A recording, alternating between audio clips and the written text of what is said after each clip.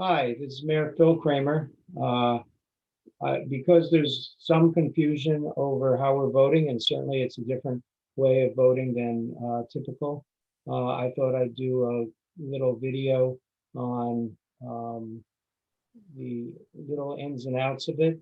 I have here our local expert, Chris Manstondrea, who is a Board of Election Commissioner. And I thought I'd ask him some questions. How are you doing, Chris? Good morning. Very good, Mayor. How are you? I'm doing well. Um, okay, let's get to it. So a lot of people have trouble signing up for the tracking site. Any suggestions? So there's been a lot of problems with the state website. It's the first time it's been utilized, and the best answer I can give you is look on your ballot on the front page of your ballot. You're gonna the interior envelope, not the exterior envelope, but on that front envelope, there's going to be a number. That is your voter ID number. That is the number you should use to track your ballot on the state website. There have been reports that the state website isn't recognizing some numbers. My understanding is that is a problem with the website, not your envelope or ballot, but there have been issues. The best thing I can suggest is if you have a question and you're unable to get an answer why you can't track your ballot, it's to contact the board, to email the administrator. His name is Jerry Midgette, Midgette. And his email address is very simple. It's Midgette, Midgette at co.somerset.nj.us. They have been answering those questions and farming them out across the board in OPR, and you'll get an answer as to if that number you have is the correct number, and hopefully that should resolve it. Okay, when I put this up, I'll put his email address in the comments so that people will be able to get to that. I was able to get in, but I had to try several times to figure it out. And by the way, when it asks you for your public address, that's the username. And I was confused. I did this encrypted type thing. I should have done P. Kramer. But anyway, It's not intuitive. It's very confusing, and I think that it'll get changed in the future. It will be utilized going down the road. My understanding is, but not in the format that it's presently sits at. It's going to be changed. and by the way, I forgot to say, if you have questions, put them in. This is going up on Facebook, Chris, so you can put them in, and I will I will see those questions. Neither Chris or I had anything to do with the decision as to whether this should be a vote by mail election or not. That's done above us. We have no input to that. So you can comment if you want, but there's nothing we can do about it. Okay, so how many ballots have been received so far? So approximately as of Thursday, 30,000 plus ballots have been received by the Board of Elections. We vote by mail. As of today, my suspicion is we'll be well in excess of probably 35 ballots based upon the speed at which they've been coming in.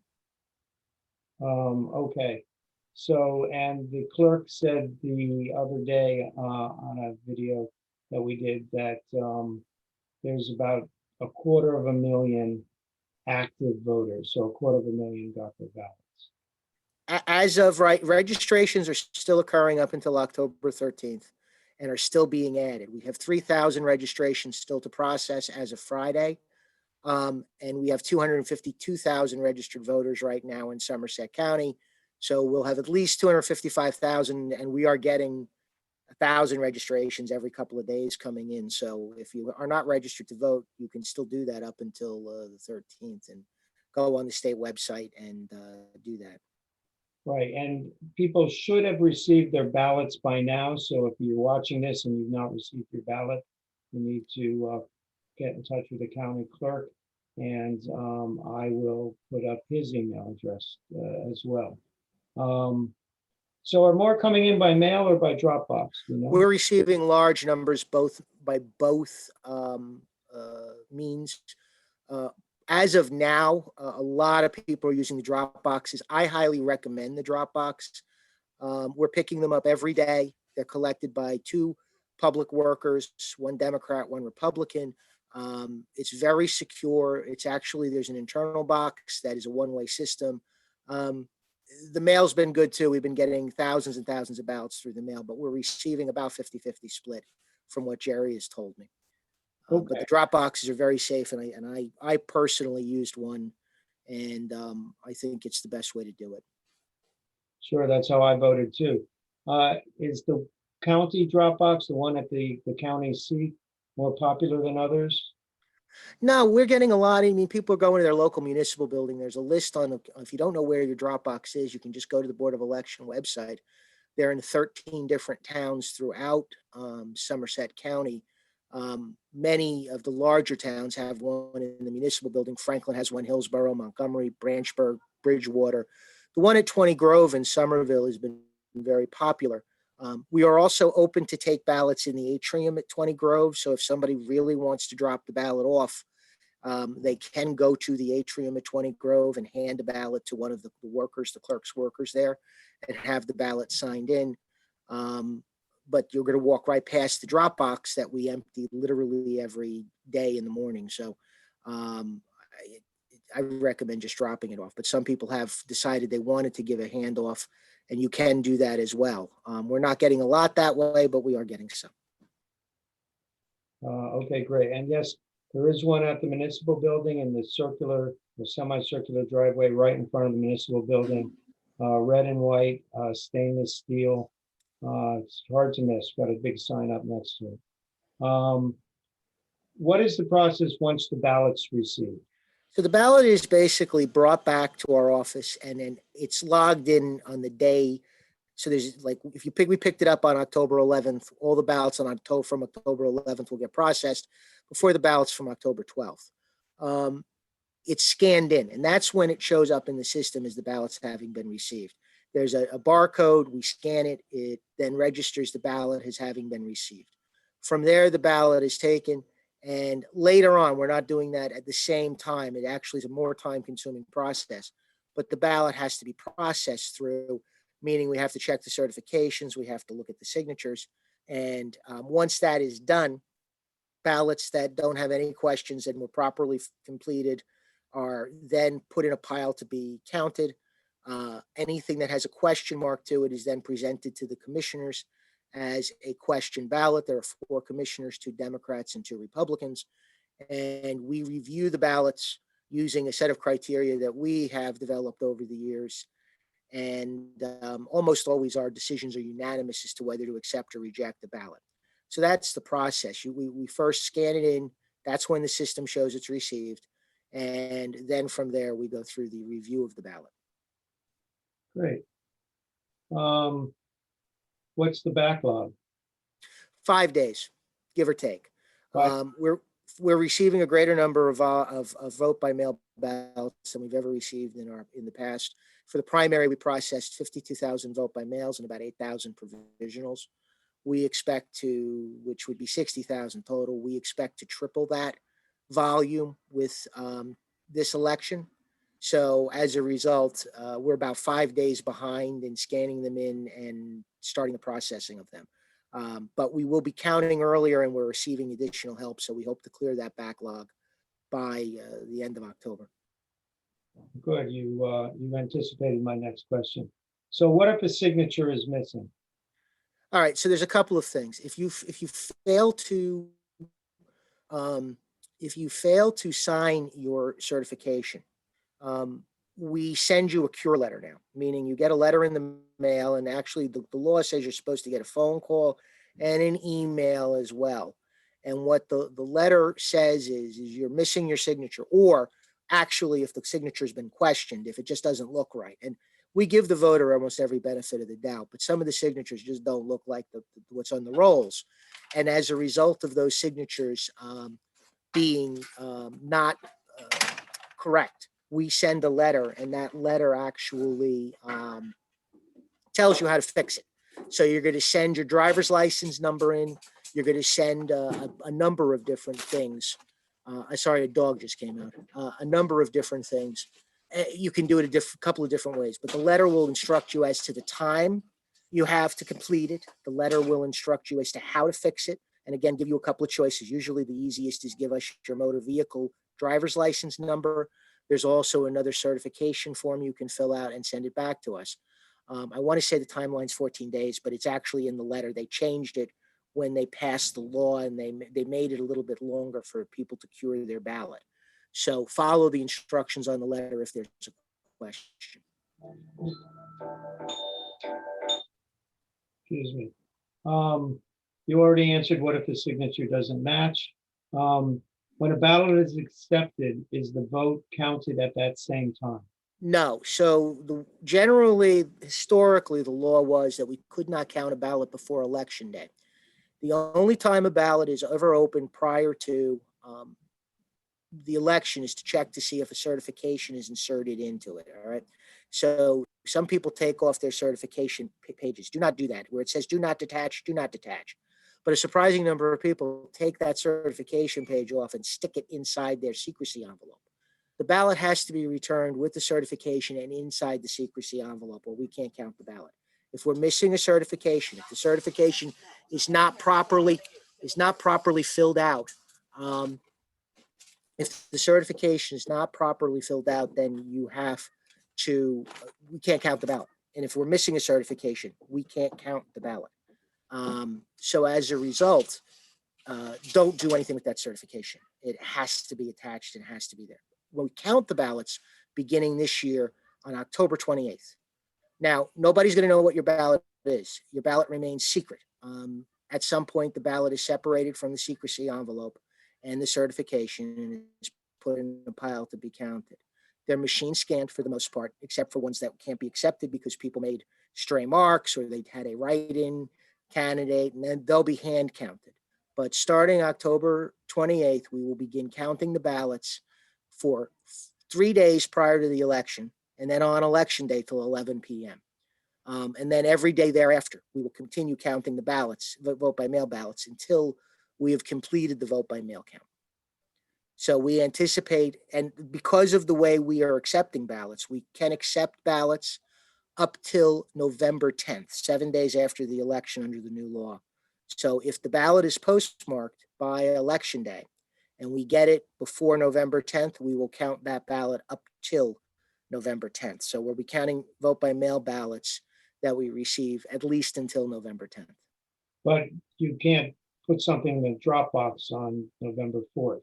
No. Dropbox is locked at 8 p.m. sharp by the municipal clerks on election day. So any ballot and they will be picked up that evening by Board of Election workers. So there's no way to get access to that ballot after 8 p.m. They have to be locked. The municipal clerks actually will stand there and lock those ballots those boxes at 8 p.m. sharp. Oh, okay. When will provisional ballots be counted? So provisional ballots do not get counted until November 10th. The problem is, generally speaking, the way that we do this is usually when you do an election and you request a vote by mail ballot, we take your name off the voter roll, all right?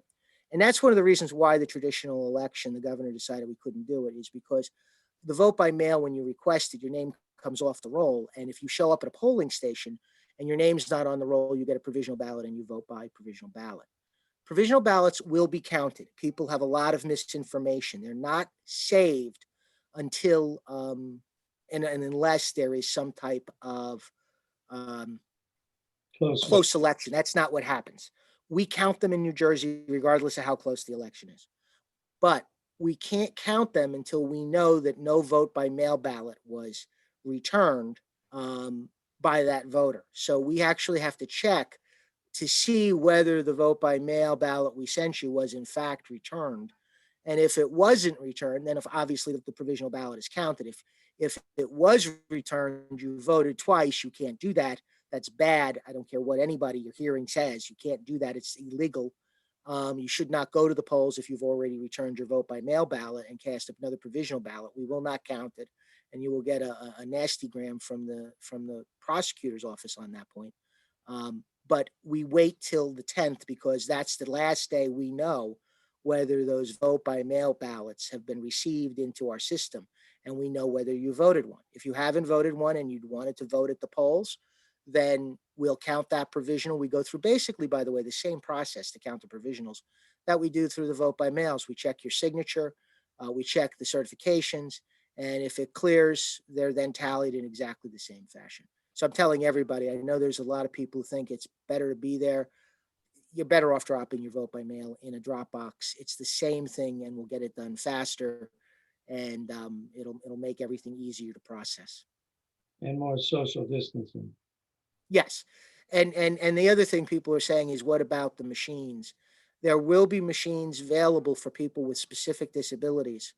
The voter who wants to use the machine has to certify under penalty of perjury that they have a disability that necessitates them using one of the Americans with Disabilities Act compliant machines. So it will also slow down the person's ability to vote. We can't check whether or not you returned a vote by mail ballot at the polling station. It will necessitate a poll worker contacting the Board of Elections and clearing that voter to vote that machine manually. So again, people think, well, we just don't want to have these vote machines being used. That's actually not the case. It would make my life a lot easier if they were being used in terms of time. But again, as you said, it wasn't my decision, nor was it yours, nor was it the county's Board of Elections decision. But we couldn't do it any other way because with the vote by mails coming back, we need to clear the voter manually and thus try to prevent somebody from trying to vote twice. So you just can't show up at the polls, demand to be given access to that voting machine, and then expect to be given very quick access to the voting machine. You've got to go through a process to have access to that. If you also drop off your ballot at the polling station, which I do not recommend, you can certainly do that. The law says you can, but that just adds a little bit more confusion than workers we usually have. Because of COVID-19, the real reason why the governor felt that we couldn't have a full election with the machines was we're short poll workers. They mostly are older people at high risk, and many of them were simply refusing to work. It's a 14.5-hour day. The statutory pay is $250 an hour. As a result, it's not an easy job to sell. And while we've had volunteers and we have hired some younger people, we will have polling stations open, 50% of them countywide. We could not guarantee enough poll workers to guarantee that all of the polling stations would have enough to be open, which would create a massive backlog potentially of voters in busy polling stations. So as a result, that's why it is this way. And the process, unfortunately, necessitates us going step by step to clear voters and just to make sure that the election's done correctly. Okay, so thank you. The people will be receiving a postcard this coming week, I understand, saying where their voting place will be. There's 7 in Franklin. Do they have to go to that particular one? That's a great question. So the answer to that is no, sort of. And the reason I say that is we're planning on handing out provisional ballots in numbers consistent with what we expect at the various polling stations. And so each polling station's getting several thousand of these provisional ballots, but we're anticipating it based upon where people are assigned. Technically, you can go to any polling station in your town and vote a provisional ballot. It's the same provisional ballot at any polling station. Your name is not going to be, your roll. You don't have to sign the roll because we're checking the efficiency of that back at the board. We're checking the accuracy of your information there. We would prefer that if you did go to your own, it would be better for our planning. But if you are short on time and for whatever reason you're close someplace and you want to go there, you can ask for and you should receive a provisional ballot at that polling station, regardless if you were assigned there. Again, so long as it happens to be in your town. Obviously, Franklin voter can't go to Hillsborough or Bedminster and vote there. That doesn't work. And along those lines, can I use a drop box in another county? No. You can use any drop box that's one of the 13 for this county. So if you're in Franklin and you happen to work in Bridgewater and you're by the Bridgewater box, feel free to drop it off in Bridgewater. That's not a problem. But if you happen to work in Union County and you drop it in the Union County box, that's a different Board of Election, and that raises some questions about how the board will send ballots back and forth to one another.